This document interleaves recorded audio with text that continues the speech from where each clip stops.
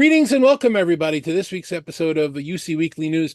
Merry Christmas, Happy Hanukkah, Happy Kwanzaa, Happy Boxing Day, I guess. I don't know what the greeting for Boxing Day is. If there's any other holiday that you're celebrating, happy holidays. Enjoy the holiday with us. Thank you for joining us. This is our special show. We're all obviously not here. We're celebrating the holiday with our families, but a couple of days ago we got together and wanted to talk about what the year's been like and what our predictions might be. And this is a group of my closest friends and good analysts. And I'm choking to death while I go through this. I'm going to let each one of them introduce themselves and have a moment. We'll get a little free-for-all in. So thank you for joining us. Tim, you're the first square up on the screen. Tell everybody who you are and what you do. Thank you, David. Yeah. Hi, my name's Tim Banting. Happy holidays. I'm the practice leader at Omdia for Digital Workplace. So we cover workplace transformation, unified communications and collaboration, and customer engagement. What was your biggest story from this year? Think about the last 12 months and what was the biggest thing to come out of it? I think the biggest one for me, David, was the consolidation of the UC&C market even more. With in October this year, Unify Atos were being acquired by Mitel. I think the premise-based PBX is proving to be still very persistent, and it's still quite a lucrative install base with maintenance contracts to fulfill. And Mitel, I see that as being 75 million seats. So it's very difficult to displace. It's proving to be quite a lucrative market still in terms of maintenance contracts. Yes, the death of the phone, the death of the standard communication has been greatly exaggerated over the years. All right, so put on your crystal balls and your thinking caps and everything else. What's your big prediction for next year? Big prediction for next year is faced with the pressure to improve revenue and struggling to displace that persistent long tail of PBX. I think UCaaS vendors will increase their prices and create new premium licenses. Everybody agree with that? Anybody agree with that? Any way possible to make money, yes. Who's not going to try to do that? Okay, we've got those. They're recorded. They're written down. Let's keep going. Amelia, you're next on my screen in the Hollywood Squares here. What was your big story? First, introduce yourself, and then tell everybody what your big story was for the last year. Yeah, hi. So my name's Amelia Vrabel. I'm a business development manager at AVI SPL.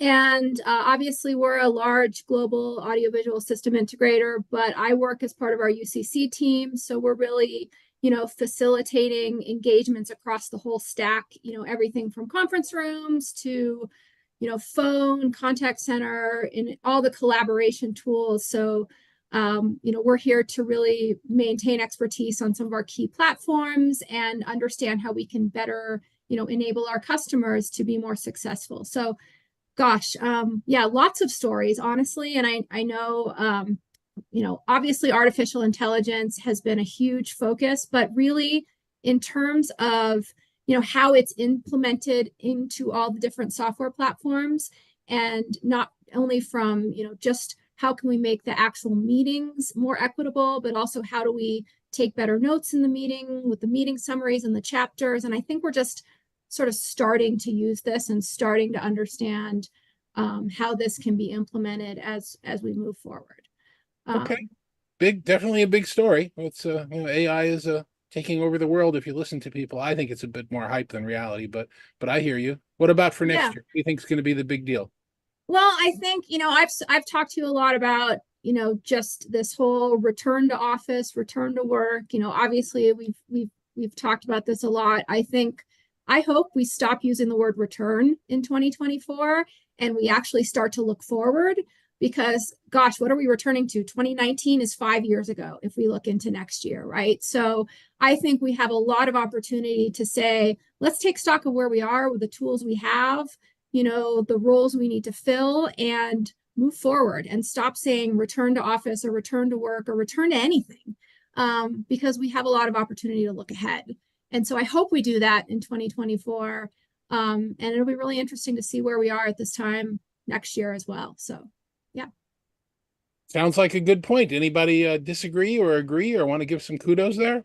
I love it, because if we're returning to work, what have we been doing for the last 4 years? I mean, we've just been sitting on the couch, as you would call it in the States, feet up. Now we're actually going to, oh, damn it, we've got to do some work. Cool. I was enjoying lying the in last bed, 4 years. eating bonbons, watching movies on TV. Yeah, the whole nine yards. Exactly how we all roll. So yes, well done, Amelia. I love that. We're just going to continue work. We'll just do it in a different place or in a different way.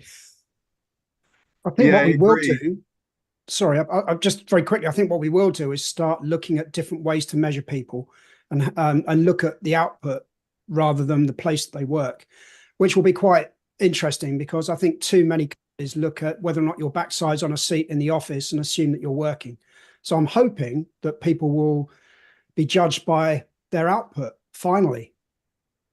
But that's going to take management understanding how to do that. And not all managers feel comfortable doing that. If they can't see their employees, then they feel like they're just sitting on the couch eating bonbons. It takes a higher level of management. And I certainly agree with you, Amelia, when you say that looking out from 2024, 2019 is 5 years ago. I think we can put a moratorium on the whole new normal, next normal, framing everything we do in the context of 2019. Time has passed us by if we continue to think about how we're going to frame today in the context of 5 years ago. Let's talk about today. Yeah, I don't use the expression new normal anymore. I call it normal. And the reality now is you can't just go back and flip a switch to where things were 3-4 years ago, because people are now working in different locations. The companies are hiring out of market. So this idea that, well, we're just going to bring people back to the office leaves a lot of people out who might not necessarily be living close to an office anymore, or creates all sorts of challenges for people who have to deal with childcare issues and so on. Yeah, you guys. And all the people who moved, but there were so many people who moved to, Zoom towns. Yeah. And now what, you have to move back? You guys have heard me use the term temporary, right? Like normal is always temporary because it's always, at the moment we're in. And yeah, I mean, I think there's a lot of things that, can change, but if you don't embrace change, then that's the first problem. But you've heard me use the term equilibrium. We're going to hit at some point toward the end of next year equilibrium. Nobody is going back to anything that they haven't already gone back to. We're going to finally, as you point out, start moving forward. So I think that's great predictions and great insight. And Neil, you're next up on the chopping block. Say hi to everybody. Tell everybody who you are and what you do. Hello, everybody. My name is Neil Fleuster. I'm Director of Technical Marketing for Crestron. And I was going to say, my greatest thing of this year, David, is getting the band back together with you, to be honest. I mean, those years of us sitting in the same room every Monday, and then we couldn't talk. We were incommunicado, and now we're back being friends again. So there you go. I am not the big story of 2020. I'll give you that. I'm no longer working where I was working, and that there may be an end to that story coming up that I'll tell everybody when. Okay. But for now, it's just station keeping, and I'm happy to stay engaged. So okay, well, I'll do another one then, shall I? So I was gonna say, when Amelia said AI, I was like, oh, someone's gonna get AI in there. But clearly, obviously, Microsoft are making a big bet with Copilot. I was over at Ignite. We did the joint hookup there. And again, Microsoft's putting a huge, point on that. I think from the UC and AV space, one of the things that we're seeing growing, and again, we were joking about this on social, is that going back to kind of multi-camera, the Americans would say, I'm sure, but multi-camera, so multiple cameras around the room. But who remembers Centro 2.0? Obviously Cisco announced this year. So I think again, multi-cameras and some interesting camera technology to try and get that, again, another horrible term, meeting equity. Can we put that one in the sin bin, as well as new normal and hybrid meetings and all that? Hate meeting equity. We're just having a normal meeting, but we can see each other. So yeah, love that one. Well, we can't possibly all have meeting equity right now when David Maldow comes on with his OBS. No, he's very unequitable. Just blows us out of the water with what he's doing. We'll deal with that. So that's your prediction for next year is multi-camera. More what, David? When Neil was talking about Copilot, I thought his prediction was going to be everyone's going to understand Microsoft Copilot licensing, which I think is a bit of a stretch for next year. I think it will take a few more years yet. As a Microsoft partner, I couldn't comment. Right? To what extent, Tim, that Copilot's going to actually be worth the investment. Charging up front for a product at a premium when you're yet to actually understand what its potential capability is, you're banking that they're going to deliver product that's going to continue to provide value over the time that you're subscribing. It's the first time that I'm paying for a movie I don't even know what it's about. You're already lined up for what? I'm going to be smarter, more capable, more agile. I hope I am, but it's a big trust. I'm very thankful to artificial intelligence this year for knocking the term metaverse off of the social media page. That was one thing that it has accomplished that I'm very pleased about. And I've said this unless you're wearing sunglasses. Well, yeah, but I've said this before that people are seeing and talking about AI and unified communications and otherwise as this nirvana, as this superhero, as this I'm going to get on it and fly around the world. And I really envision it, like I said last week, as a really big staircase. And if we're lucky and smart and cautious, we'll maybe take 4 steps next year. It's a long road, and we're going to be on a short piece of it. So, that's where me being on record, and we'll see. The Microsoft Copilot is really exciting, and it's amazing what it can do. But is it their new UI, or is it just a hot thing to talk about? I don't know. The year will tell, Neil. We'll see where we go with all of that. Blair, you're next up on my screen. Give everybody a quick introduction, and then tell us your big story of this year. Okay, thanks. So I'm Blair Pleasant. I'm president and principal analyst of Confusion, which is basically me being an independent analyst. And I'm also part of the BC Strategies team. I cover unified communications, contact center, CX, and pretty much whatever falls under the business communications umbrella. So for me, the big news of the year was the platform. Every vendor talked about having a platform.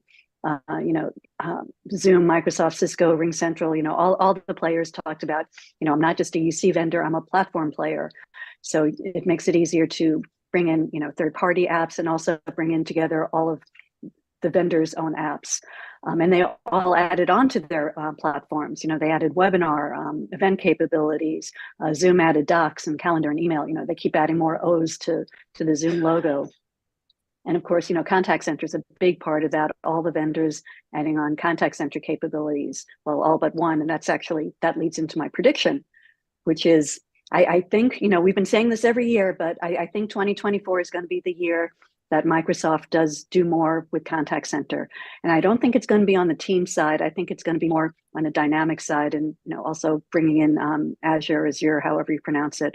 But I think we are going to be hearing more noise from Microsoft on the contact center side or CCaaS side, and all the other UC vendors are also going to be pushing more and more their contact center stories because it's just more exciting and more interesting than just plain old, UC.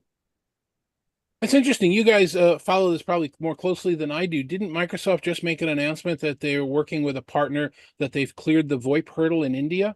So they're now going to be providing services over VoIP in India, which is it's a very difficult thing to do over the years. I remember, that could really lead toward the ability of having offshore contact centers there as well as other places. Yeah, India's been the hot story. RingCentral made an announcement, and a couple others made an announcement this year. So I think we're going to see a lot more happening in India. But yeah, that's definitely the home of contact centers and the offshoring. I called Microsoft the other day for an issue, and I had to talk to 4 different people because I kept getting disconnected, and they were all clearly in India. Plus, Blair, I think you saw a lot in this year with the integration of ability to interpret sentiment, so you could measure the performance of your staff and how effective they were with tools that weren't available, and your logic chain now can be a block of go here. And so the ability to set up and respond, the alignment of the stars, if you will, has made, you're absolutely right, is a very good time for that product space. I think because Blair was talking contact center's there, been hot, but it's, go ahead, Tim. I was just going to say, I think what Blair's highlighted there was what I was trying to get out before my throat sort of croaked. My throat, not me, not yet. Anyway, but in order to increase the average price per user, the ARPU, a number of vendors are going into market adjacencies. A lot are going for that platform play and having that contact center and unified communications together, integrating the front office with the back office. But I think it's the fight for increasing revenue to improve shareholder value. I think this is the area that's going to hot up. Is more licensing, more integration of platforms. I'm still a little bit skeptical about Microsoft. I mean, they got all the moving parts at the moment. You can cobble together your own contact center.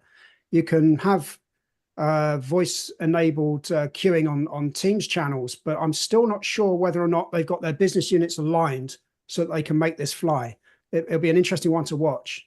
They must move in that direction, surely. Stay tuned. Yeah, excellent. I'm surprised no one has bought Five9 yet. That we seem to go every other month talking about Five9 selling themselves. So let's see what happens next year. Nobody's made that prediction yet, but I'm not cutting you off. We're just about halfway through. Irwin, why don't you go next? Tell everybody what your big story was for this year, and then your predictions. Sure. Hi, I'm Irwin Lazar, President and Principal Analyst with Metrigy. I would say the big story again is, not to keep beating on the generative AI area, but just to take a little bit of a different track. Definitely generative AI was the big topic. Every vendor pushed a generative AI story. I'd say the big area that we are, that I think sort of emerged this year is above and beyond the hype and the capabilities. It's trying to figure out ROI. There was a discussion earlier about, free versus charging for a movie you haven't seen. I think it was what Mark had mentioned. So I think that's the big topic right now, and the big development of this past year is what's the right business model from the vendor side for selling it? What's the right consumption model from the enterprise buyer for taking it on? We're finding that the companies are increasingly concerned over this as generative AI has come out over this last year around security of LLMs, around data that's being shared into an LLM, around the content that's being created by the generative AI platform, things like meeting summaries and notes and so on. And then creating this scenario where you might now have islands of generative AI. So I'm in my note-taking app and it's got a Gen AI assistant that's summarizing my notes, and I've got another one in my chat app and another one in my meeting app. And how do have I made things more difficult, more complicated versus trying to, provide some value in simplifying collaboration? I think that's kind of the big story of this past year. Okay, and prediction? Yeah, I think you'll see in three things that I think are really going to drive the market going next year. One is continuing to figure out, is there a use case? Are people willing to spend money on AI? Can the vendors who are giving it away continue to give it away? I think you're going to see a development of tiered pricing models. I think as people start to use the technology more, it becomes very difficult for companies who are giving it away now to continue to do so. And I think you're going to see attacks. I think you're going to see attacks and efforts to poison LLMs. You're going to see data that leaks out that shouldn't. I think that'll probably be at least a couple of significant incidents over the next year, unfortunately. So AI is going to continue to be the big story next year, in your opinion, with various quirks and twists that are taking place. Any thoughts on that? Agree, disagree? Shout it out. I think everyone has to agree on that. What I question is the real value. I've been using the meeting summaries. I'm not going to say which vendor. And it takes me more time going over the meeting summary and actually correcting it and, making it align with my notes. And it's like, this really isn't worth it. It's much easier for me to just take my own notes because I'm just not getting the value from it. So I think individuals and organizations have to figure out, is this really making me more productive? Is this saving me time? Or is it just another tool that I'm adding on to my collection of tools? Or Blair, I was wondering, if you have to prove a negative, do you have to prove that you're not using AI? How do you do that now, right? If perfecting your language and your writing and whatever your image is a part of what society is like pushing us towards, then you have to prove that you're not actually using the technologies that are in your hands. It's self-defeating, right? So what do I have to be more imperfect in order to be human? It's going to be a vicious circle. So forget about how productive you are. It's just how society is going to accept the concept that you could be artificial, or a portion of you could be artificial or unreal. And we're going to allow, just like with driving cars, our automated cars, we're going to have to allow for this time for it to come to accommodations in society to allow for this sort of parallel universe of perfection. Well, and how many of us are using AI generated or fake backgrounds right now?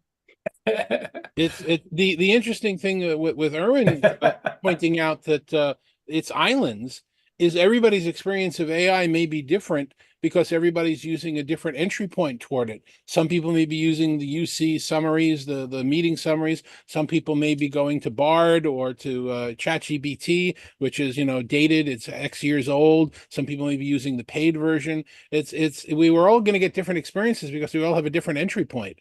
So yeah. I had a great conversation with an engineer at HP a couple of weeks ago, one of the fellows there, and it was really around the idea of when do we learn to trust AI, and do we, we have this assumption that, well, if generative AI is spitting it out to us, it must know what truth is. But what is truth, and how do you, like there was a lot of stories when Twitter, Elon Musk announced Grok based on mining data off of Twitter. Well, are we going to believe that or trust any of that? And I think the trust issues is certainly going to be a big one next year, and what is truth? What are we, who's the arbiter of deciding whether or not the AI engine is giving us correct data? That's a real concern. I mean, I remember reading several months ago that whether it was a law assistant or someone was basically using generative AI for research purposes, and it was fabricating cases to make its point, like, Lazar versus Pleasant, but there was no such case, but it was citing this case as though it was real.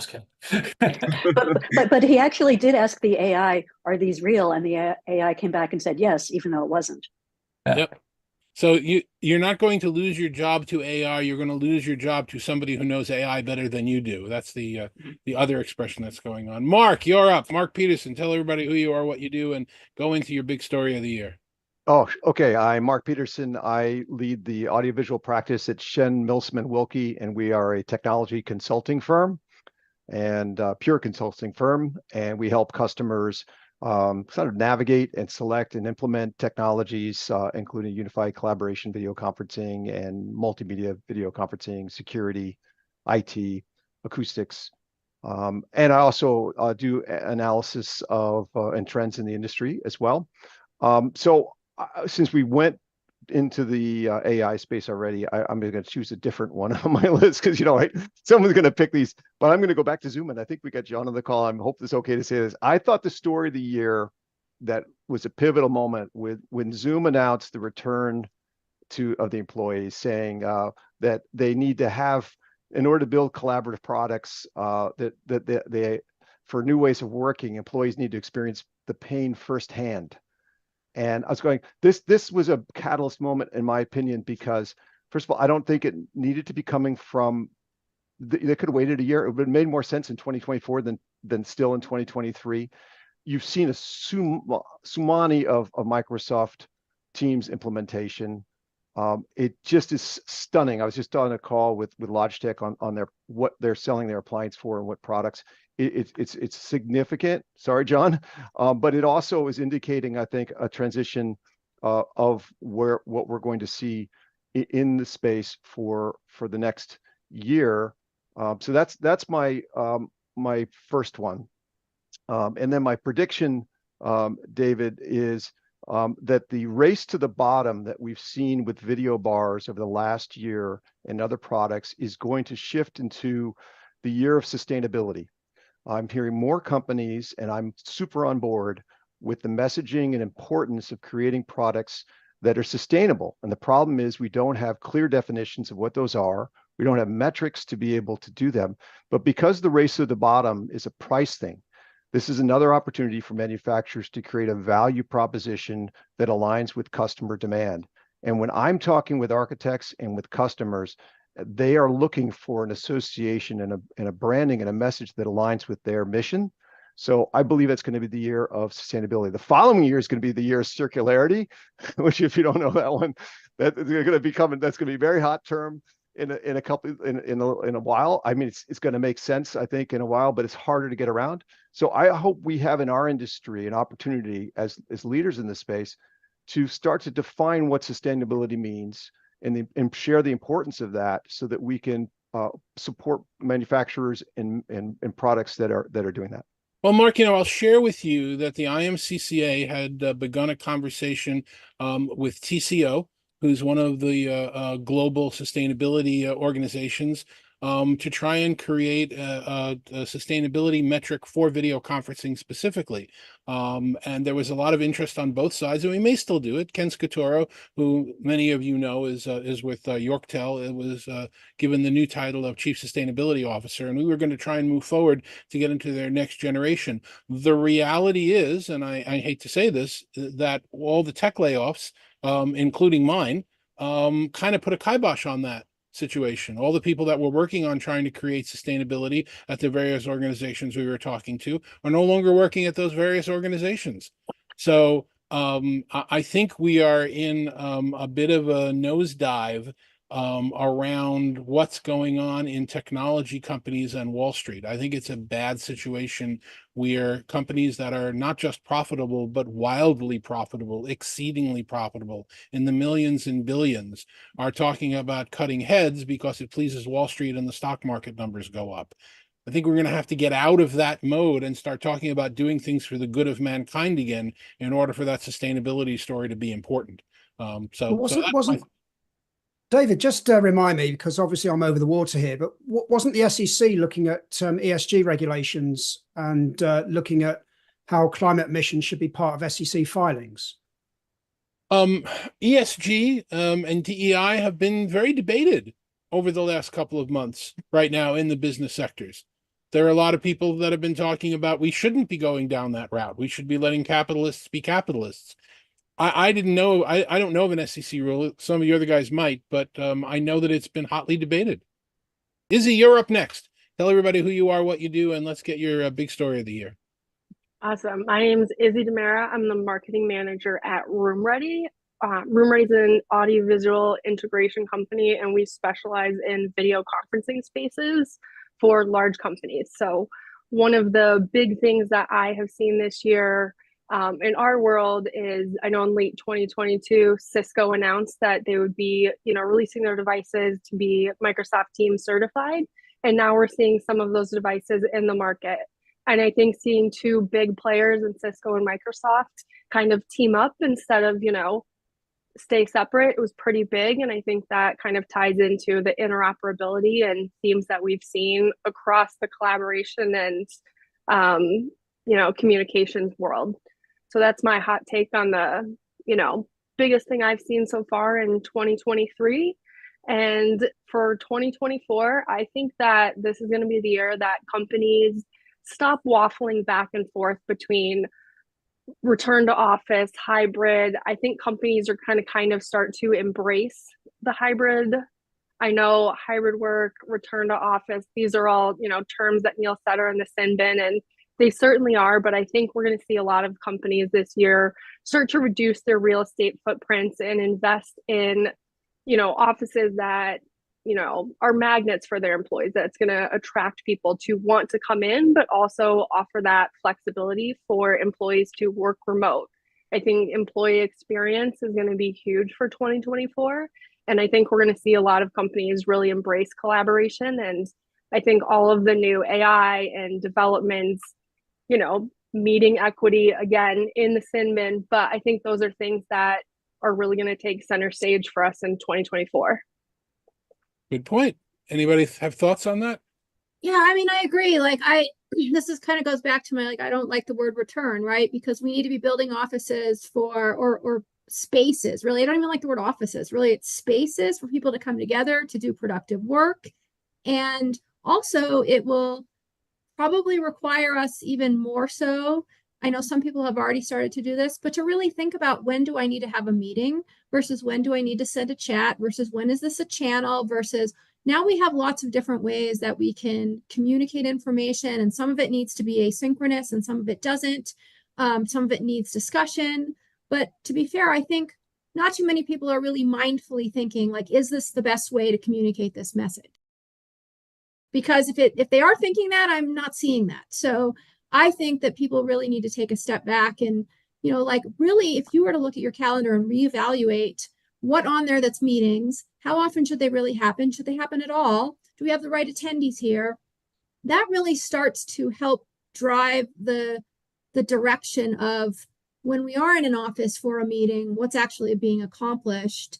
There's just a lot there that, we need to revisit, and we have different tools than we used to have, right? 10 years ago, we didn't have all these collaboration tools in the way that we do today. So we did meetings because it was the only way. But now that's not the case.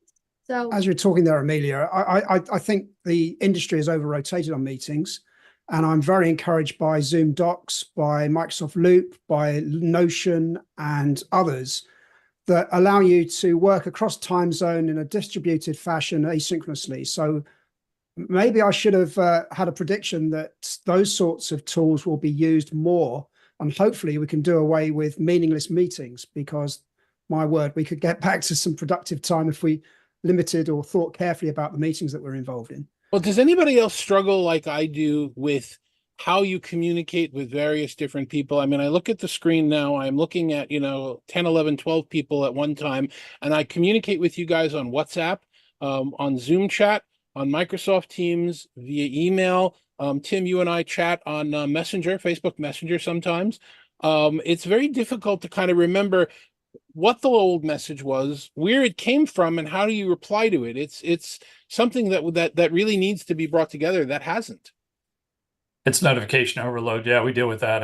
You name it, we're using it. And again, probably a little bit unusual compared to companies that are standardized on, one platform. But what happens is if companies don't support B2B, B2C type connectivity, people go out and find their way. Here in the US, there were a number of fines over the last year from the Security Exchange Commission in the billions of dollars for financial advisors that were using WhatsApp to share guidance information with their clients and doing things outside of compliance requirements. So yeah, big issue. Yeah, absolutely. All right, David Maldow, you've been sitting in the background with Santa in front of your screen the whole time. Tell us how you're doing that for a second. Tell us who you are and what you do. Well, before I introduce myself, really quick, we were talking about sustainability before, so I have to give a shout out. There's an organization in our space called SAVE at SaveAV, SAVEAV.org. And their tagline is sustainability in AV. That's what they're about. They have a certification program for vendors. We should be supporting them. Our good friend Kelly Perkins is heavily involved. You can reach out to her for more information, and they're going to be presenting at ISE. About myself, my name is David Maldow. I'm the founder and CEO of Let's Do Video. I've been covering business communications for 100 million years. And I love creating content. I love writing. I love making videos. You could see some of my content and learn more about me at letsdovideo.com. Now, my prediction's not going to be about AI. And I say that first as an excuse because my big takeaway is from last year is about AI. So I have to have some AI. And I said this in another podcast. I feel silly saying it again, but I just can't get over it. And I'm a little, I disagree with you, Dave, on the chat GPT and everything. I think it is a big deal. I think it's a big game changer. It's changing the way I do some things. And I think a potential, it's not going to get, I agree with you. It's going to take longer than people think to get all the way there. But I think the potential of where it's going to be in the next few years is a big deal. And, some people are saying like the biggest thing since, we went to the moon or the printing press, it might be on that kind of level. So I think that the company that's getting us there, they must be these wise, genius, incredible scientists that we can trust with the future of humanity. And they're lunatics. That debacle they had, it was crazy. They're crazy people. They're like my crazy family. I can't, and they're the ones that are coming up with this technology. So my big takeaway from last year is maybe not to take everything so seriously. Like no one knows what they're doing. It's all just crazy. Just go along for the ride and try to have some fun. But my prediction is it's a little more serious. I was kind of joking around, and this is something that I might want to have another more in-depth conversation with John about, because this is John's world. And to take it back a step, when I first got into this industry, if you wanted to have a meeting room video, there were no Zoom rooms yet. You got a Tandberg or Polycom, maybe a Radvision or a Life Size, maybe 4 companies that you really cared about, and that was it. And even when we first had Zoom rooms and Teams, it was kind of the today's version of those companies. They weren't didn't have the same names. They didn't sold about whatever. But today's version of those companies and 2 or 3 more, they were the ones making Zoom rooms. They were the ones making Teams rooms. So it was the same kind of universe when we thought of the hardware situation in meeting rooms. And then all of a sudden at Infocom and Enterprise Connect and all these shows, I'm seeing video bars everywhere. And yes, of course, the video bars from the people that have been doing this forever, they're better. They're better quality, better experience. They have some more features, but the generic video bars that you see in all the booths, they're not garbage. They're just not. You think they would be. That's the way the world used to be. The generic webcams are, oh my God. But they're pretty good. And what really threw me was I went to CEDIA, which is a residential technology event. Thanks to David Danto. Thank you very much. But that was turned out to be a big thing this year for me. But I'm going to all these booths and all these companies say, we've been making residential technology for 50 years. We do speakers, we do sound bars, we do this and that. And if you go to the other side of our booth, we have commercial stuff now, and we have video bars for meeting room systems that work with Zoom. And I'm like, you guys have meeting room? Everyone has them. So it makes me concerned for our good friends at the old, 3 or 4 companies that have been doing this stuff. If you walk into meeting rooms anywhere in the world, the brands that you see there, it's going to get really hard for them.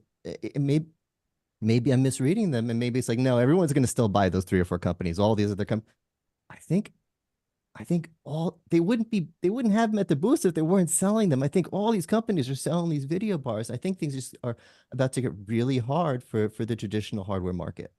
So is that your prediction, is the commoditization of the video hardware supply industry?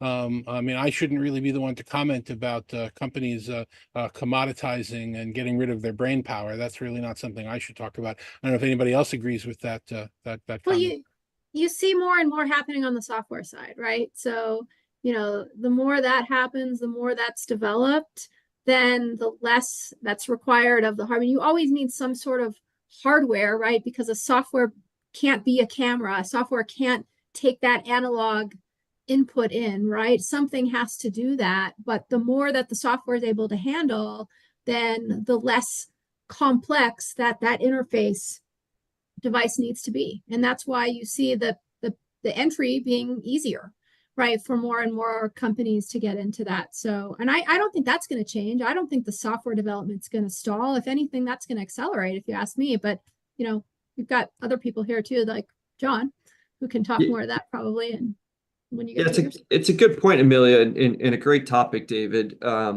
Yes, there are lots and lots of options, but being more software focused these days, the ability to have that consistent user interface across different, hardware partner devices, I think really helps, because there are new products coming to market very quickly. And yeah, as we've mentioned, I mean, these are not devices that are low quality. I mean, they wouldn't be there if they weren't delivering a good experience. So I think I say it to clients of ours all the time that a lot of options is good, because in a lot of different competing hardware vendors is a good thing for customers, because they have to, race each other on innovation, but also they have to compete on price. In both of those scenarios benefit, right? Of course, you got to make sure that you're investing in something that is going to meet your need, for enterprise organizations. Does it have, does it check all those boxes to be able to scale and manage, or security concerns, up to par and whatnot. But it is, it's been pretty remarkable to see how many, especially this year alone, how many more video bars have come to market, and and one more impressive than the last. I mean, it really has been interesting to watch. We got CES coming up in a couple of weeks from now, and on our CES preview show, Tim Albright and I were talking to their head of research, Steve Koenig, and we all kind of come to the conclusion that innovation is going to be pushed down to smaller new companies. The larger companies that have been in the space for the longest time, and this is all spaces, but certainly we're talking about UC and video collaboration as well. The larger companies are stalling innovation. They're commoditizing. The next set of innovations to come on the market are going to come from places that we're not looking at right now. The smaller companies that are more nimble, that are more able to do it. It's going to be I also wonder if, David, if we're going to see more bring your own meetings. Because if you imagine, we get invited to Zoom calls, WebEx calls, Teams calls, anybody's call. And I think we're going to see more bring your own meeting, which means that there has to be some sort of neutral system there to be able to take use of the cameras and the speakers in the room and the mics in the room. I have a feeling we're going to see a lot more people think very carefully about whether or not they put a lot of money into a specific vendor's room system. Yeah, Tim, in my research, the tier 1 markets, the US, UK, Germany have been really shifting to more appliance based, but the tier 2 areas are all BYOD. So you're seeing a little dichotomy there. I'm sorry, David. Oh, I was saying to follow up on what Tim was saying about the idea of bring your own meeting, being able to just use whatever and still use the equipment in the meeting room. I just had a conversation with Neil about that. So check out the Let's Do Video YouTube channel in a few days, and that'll be live. I don't want to promote too much, but we did have a conversation about that being a trend in the industry. Yeah, these video bars are the windshield wipers on the bus, right? The environment has created that opportunity so they can they don't have to perform the same level. They could just be autonomous vehicles, plug them onto whatever is actually the intelligent engine behind it, and away you go. So that's why I think you're seeing, David, more of that commoditization, because they can have profit. I would say that if we look back a little bit, companies like Logitech, they were going from 8,000 a quarter cameras to 970,000 video cameras in a quarter. It was insane. And we're seeing throttle back of that. But the strategy now is these companies make fewer products at a higher price point and make margin.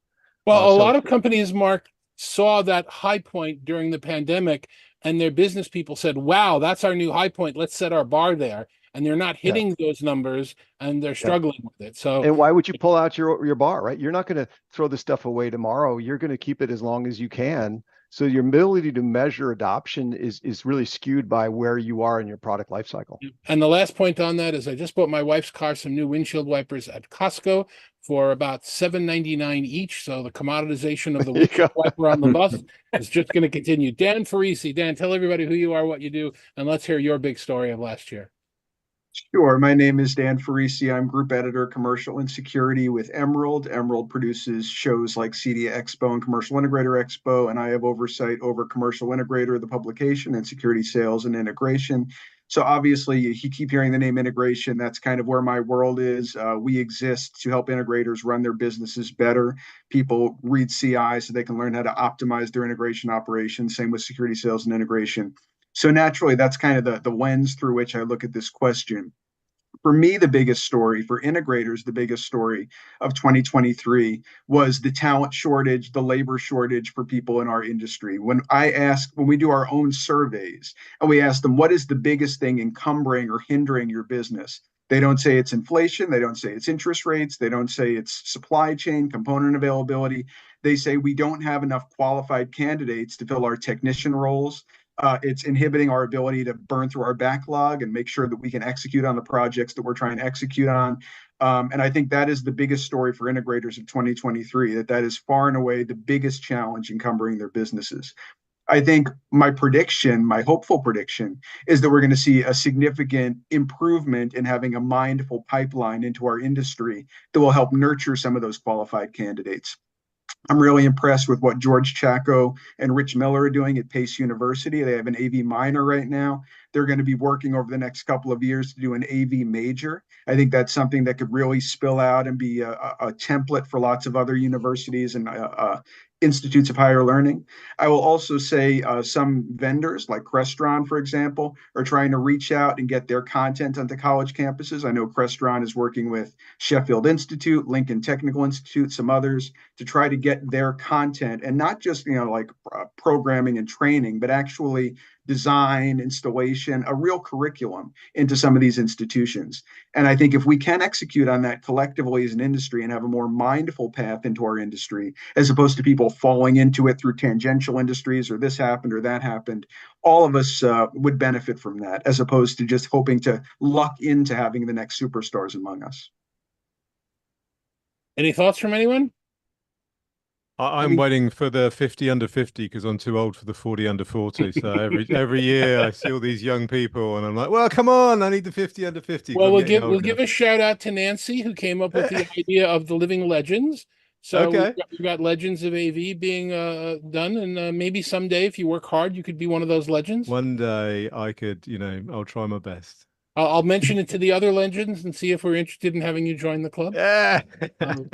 And thanks for that shout out, David. I think we're on the cusp of hitting 40, and we've just scratched the surface. So I'm looking forward to getting 100 or more, and I'm thrilled that this series has taken off the way that it has. Absolutely, we recognize everyone. All right, John, I'm sorry that you're the last, but certainly not least. Why don't you introduce yourself and give everybody your big story of the year and your predictions? Sure, sounds good, David. Thank you for having me. Yeah, I'm John Stearns here. I lead our international Zoom rooms and spaces business at Zoom. I've been in the video conferencing industry coming up on about 19 years, both the vendor, the integrator side. A good chunk of that was in and around the Tandberg, Cisco, Acano ecosystem, but been over at Zoom the last 3 or 4 years now, and honored to be included in this esteemed group. I don't know how I crashed this party, but I appreciate you guys allowing me to stay. So, thank you for that. And a quick shout out to Dan and for some of those on this call that actually did nominate me for the 40 under 40 this year.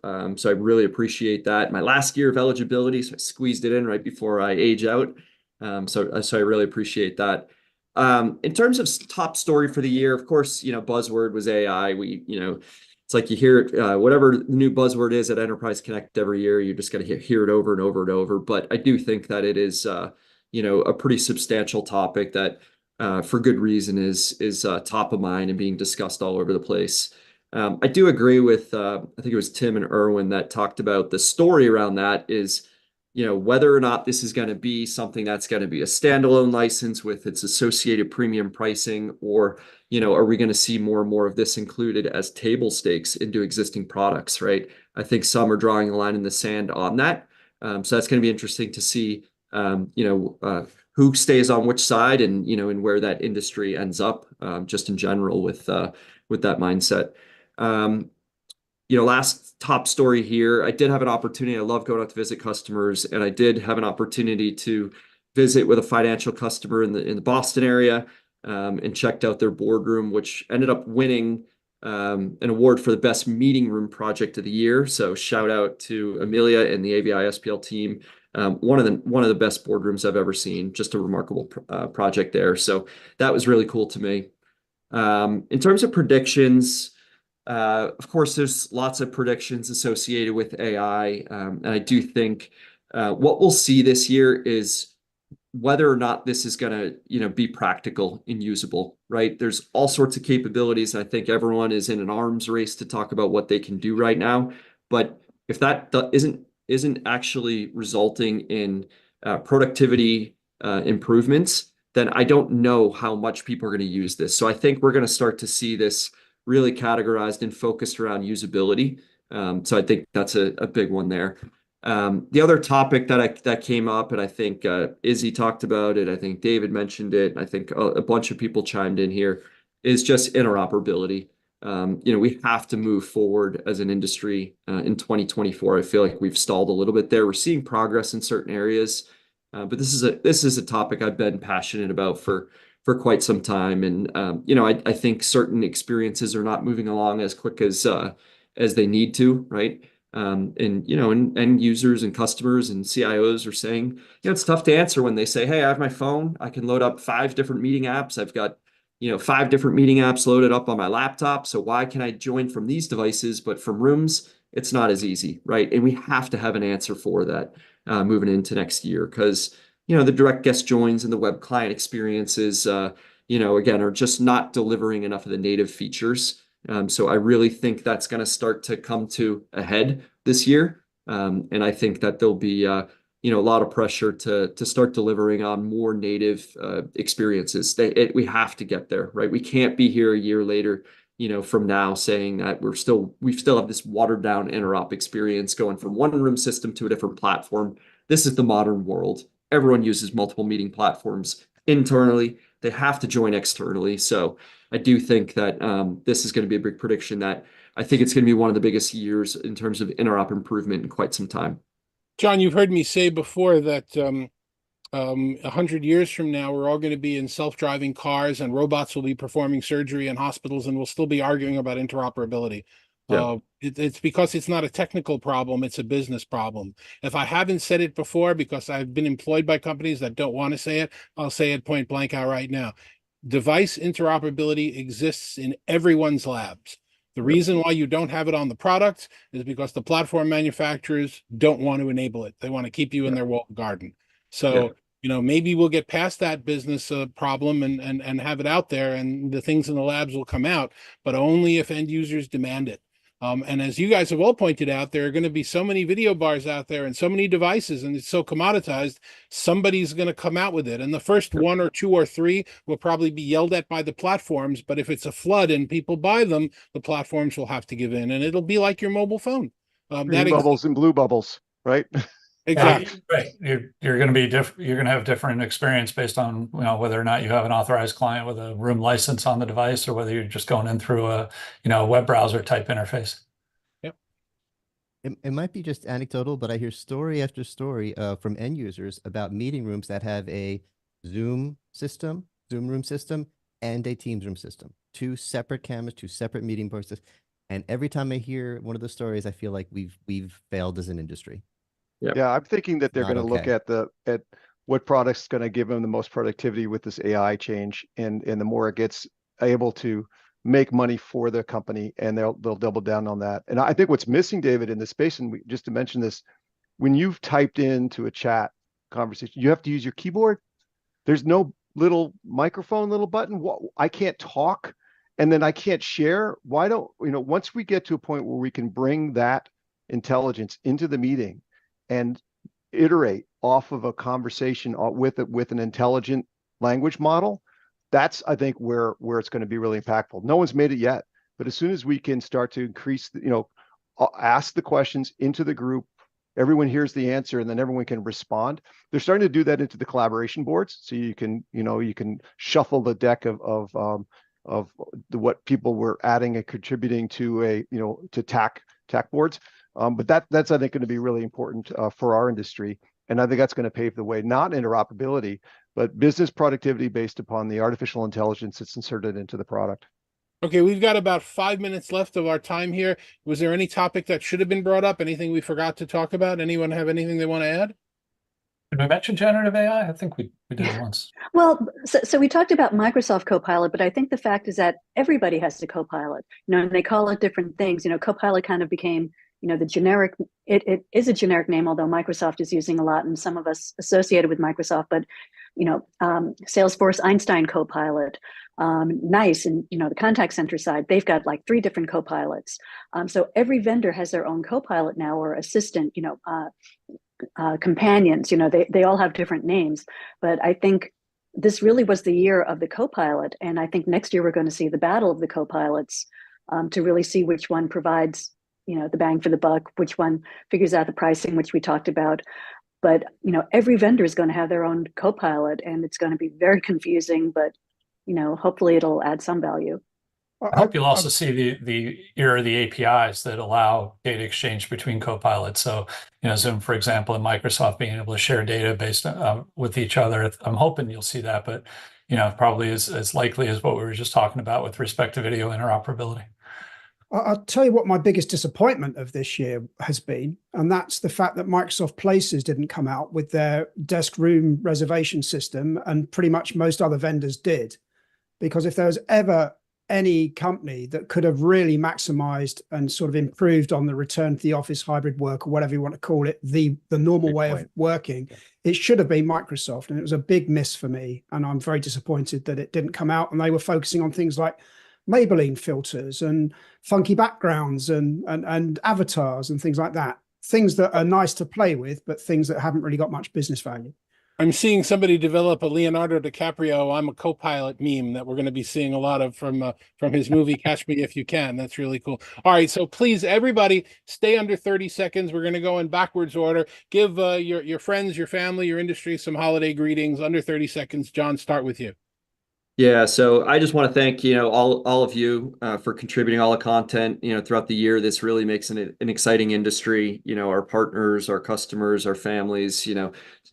It's really important for us to unplug, spend time with our families, and think about what matters this time of year. And so I hope everyone has great holidays. Take some time away and come back refreshed for a fun 2024. And thanks again for having me. Thank you, Dan. Dan? Yeah, warmest wishes for a joyous holiday season. All the best for a prosperous, successful, healthy new year. Hopefully it's a good year for all of us collectively as an industry, for us as a society, and all my best wishes. Thank you, Dan. David? First, I forgot to mention, reminded myself looking at Blair. I've also joined the BC Strategies group, so I wanted to thank the BC Strategies group for having me as a member. It's an awesome group, and just thank you to everyone that I've worked with, everyone that I saw in person at these events. I hate traveling, so when I go to these events and you're all so nice to me, it's like, okay, it's worth flying out for you. And obviously all my clients, partners, everyone in the industry, have a great holiday season, and let's have some fun next year. Absolutely. Izzy, up to you. I'd like to say happy holidays to all of my coworkers at Room Ready. I hope you guys are enjoying your time off and unplugging. Hopefully you're watching this not on Christmas Day and you're spending some time with your family. I think 2023 has been an awesome year for me in the industry. And, you know, I'm still newer to AV, but I think I appreciate all of you for embracing me, and shout out to Dan and the commercial integrator team for, you know, nominating myself and John on the 40 under 40. And I'm excited to see what happens in 2024. Thank you, Izzy. Mark? Well, I want to thank everyone in the industry for all of their support this year. Rave gave us Best Company of the Year, and that was on Viewers' Choice. So it's all of you that's made that possible. But I really want to shout out to David and wish him the very best year. When we look at I think you are the model of the story of what's transpired, even though we didn't really get into the elephant in the room. It's a big deal, and I'm really wishing you the best next year, and we're looking forward to following your story and supporting you. Thank you, Mark. I really appreciate that. Irwin? Yeah, best wishes for a happy and healthy holiday season, New Year's to everybody. David, thank you for everything you've done to pull the community together and take us a step forward this past year and beyond. Looking forward to next year. It's going to be an interesting year for a lot of the technology areas we talked about, as well as the global environment we all live in right now. So wish everyone the best as we move into 2024. Thank you. Blair? I just want to say thank you to all my colleagues, vendors, the vendor community, the analyst community, just to everybody. And being the Beatle freak I am, I have to quote Ringo and just say peace and love. Peace and love from Ringo. Neil? I'm not very good at profound statements, so I'll just say thank you, Merry Christmas.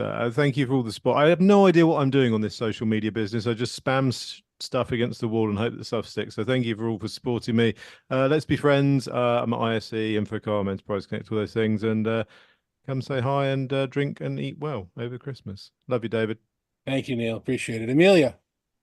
Yeah, well, first of all, David, I just want to thank you for getting this group together. I also feel like I've crashed a party of a lot of great minds here, so it's great to meet you guys. I'm actually just counted. I saw 6 of you this year live, so maybe I'll get to see the other ones that I didn't get to see in 2024. But this industry is fun, and I love that I can work doing something that's actually fun, which just makes a huge difference, right? So hopefully everybody has a chance to spend some time decompressing, reflecting on everything that happened this year, even, the good things and the bad things, because we can always learn from the bad things. So that's the only way we actually learn. And if we can take that time to, really soak it in and see how we move forward, not return, we can all have a really great 2024 and beyond. So thank you. Thank you, Amelia. Tim?